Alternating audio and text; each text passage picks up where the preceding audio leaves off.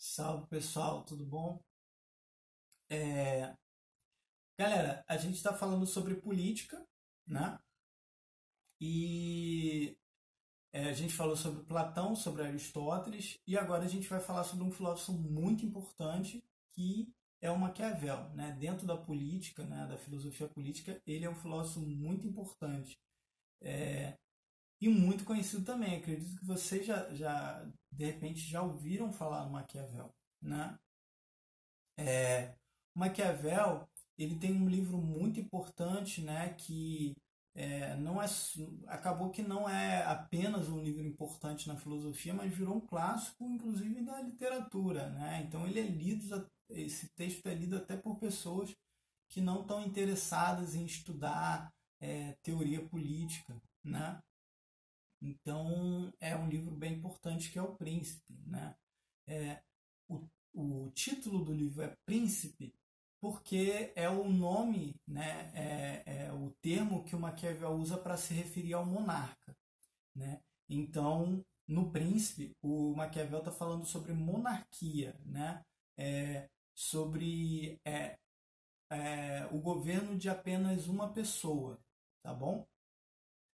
E assim, por conta desse livro, muitas pessoas dizem que incluem o Maquiavel como um pensador que defende o absolutismo, né? O Maquiavel ele até defende o absolutismo, mas essa defesa é em parte, né? Porque o que ele defende mesmo é a república, tá bom? E essa defesa está num outro livro. No Príncipe ele não fala sobre república. Então ele tem um outro livro, né, que se chama Discurso sobre a Primeira Década do Tito Livio, né? O livro tem esse nome grande porque ele pega a história contada por um historiador chamado Tito Livio, né? Ele pega a história de Roma, contada pelo Tito Livio, e começa a fazer análise política em cima da história de Roma, né? Nesse livro ele fala que, na melhor das hipóteses, a melhor forma de governo é a república, mas nem sempre ela vai ser viável, né? Então, assim, na verdade, o que o Maquiavel está defendendo não tem um modelo político certo. A gente pode até ter o melhor, mas nem sempre ele vai ser viável, nem sempre ele vai ser o melhor dependendo da situação. Então, para o Maquiavel, para a gente pensar em política, a gente sempre tem que olhar para o contexto, para o que está acontecendo, para quais são as urgências, para quais são as necessidades do momento, né, daquela localidade, daquela nação, se ela está correndo risco, se ela não está, se ela está próspera, se ela não está, né? Então, a política envolve uma infinidade de fatores que podem levar à inviabilidade de uma república, que seria a melhor forma de governo para o Maquiavel. E assim, o príncipe ele fala sobre monarquia, então a gente pode pensar como se fosse um recorte, né? O Maquiavel defende que em algumas circunstâncias pode ser que seja melhor em que as pessoas vivam numa monarquia, né? E ele dá o exemplo de quando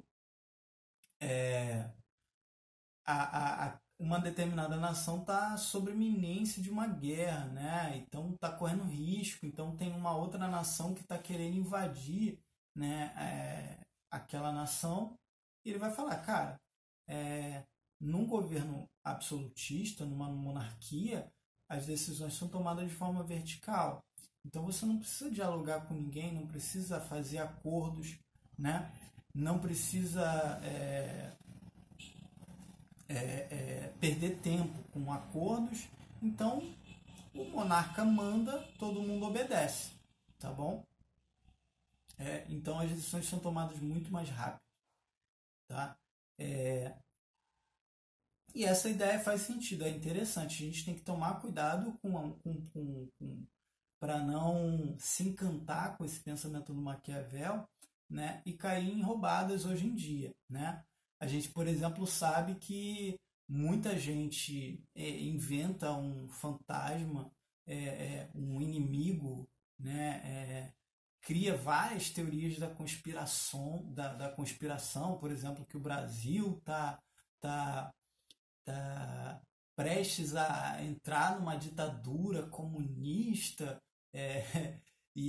assim, esses comunistas estão aí assim, nunca implantaram ditadura nenhuma, como é que é isso? Quem são esses comunistas e tal, né?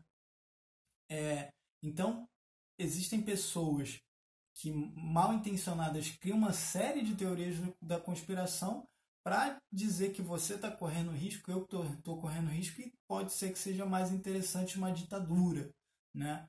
Que é um regime autoritário, né? Então, assim, a gente tem que tomar cuidado para não se encantar com a lógica aí do pensamento do Maquiavel e defender absurdos, né?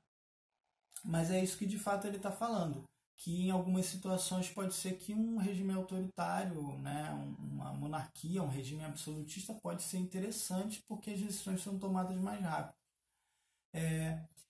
E assim, é sobre isso que ele fala no Príncipe, nesse livro que é o Príncipe. Um ponto que a gente tem que gravar, galera, esse ponto é importante. Por que o Maquiavel tem esses tipos de posicionamento, né? Tem uma passagem no Príncipe que ele fala o seguinte, né? E aí vocês vão entender um pouco por quê. Ele fala o seguinte: todos os outros filósofos que me antecederam sempre estiveram preocupados com a política tal como ela deve ser. Eu, Maquiavel, estou preocupado com a política como ela é, tá? Então, assim, por isso que o Maquiavel tem posições no Príncipe que são muito polêmicas, né? Primeiro, ele separa a ética da política, né? Isso é um ponto marcante também no pensamento do Maquiavel. Então, vocês já decoraram 2 pontos importantes na filosofia do Maquiavel. Primeiro, né? Ele é um filósofo que pretende ser realista. Né? Ele fala que todo mundo fala como a política deve ser e que ele vai tratar a política como ela é. Né? A partir desse pressuposto, ele vai fazer o seguinte, ele vai falar, ética e política são coisas separadas. Tá? Eu não concordo muito com isso, mas é isso que ele fala. Para mim, ética e política devem caminhar de mãos dadas. Mas ele vai falar, essas coisas não andam juntas. E o que diz isso? O que nos informa isso? A realidade. E ele vai dar uma série de exemplos para poder defender essa ideia. Ele vai falar o seguinte, muitas das vezes, uma pessoa que está no poder, ela consegue coisas boas, né, para aquela nação, sendo antiético, não se preocupando com a ética, e muitas das vezes ele se ferra e ferra um monte de gente tentando ser o mais honesto possível. Né? Então, assim, a ética na política ela pode funcionar como ela pode não funcionar. Ela pode trazer coisas boas, como pode não te trazer coisas boas. Então, óbvio que a ética continua sendo um valor, sendo algo positivo, mas ela não pode se confundir com a política. Né? O Maquiavel ele faz essa separação. Tá? Né? E no Príncipe, ele defende coisas, né, um tanto polêmicas. Né? Ele fala que, por exemplo, que para o príncipe é melhor ser temido do que ele ser amado. Né? Olha ele tentando ser realista de novo. Por que é melhor para o príncipe ser temido do que ser amado?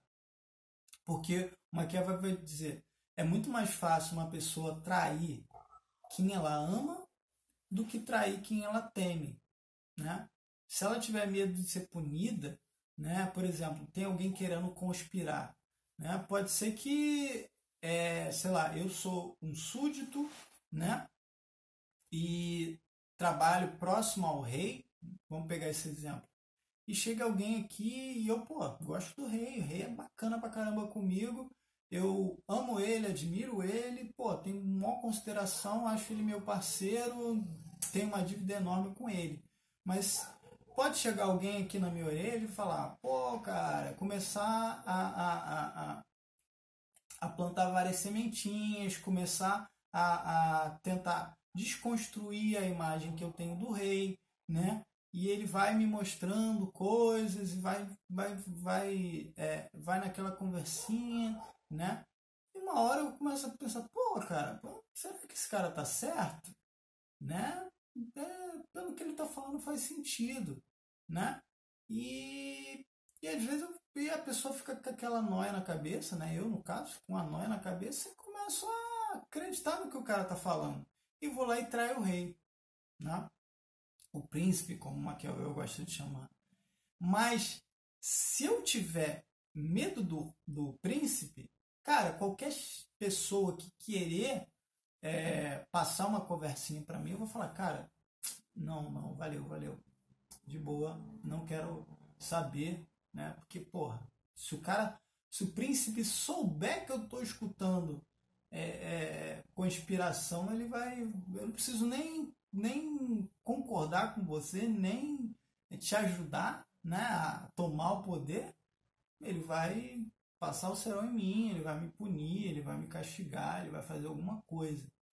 Então, assim, no Príncipe, o Maquiavel defende esse tipo de coisa, né? E no próximo vídeo, né, que eu vou passar para vocês semana que vem, eu vou comentar outras ideias aqui que o Maquiavel defende nesse livro que é tão importante. Valeu? Abraço.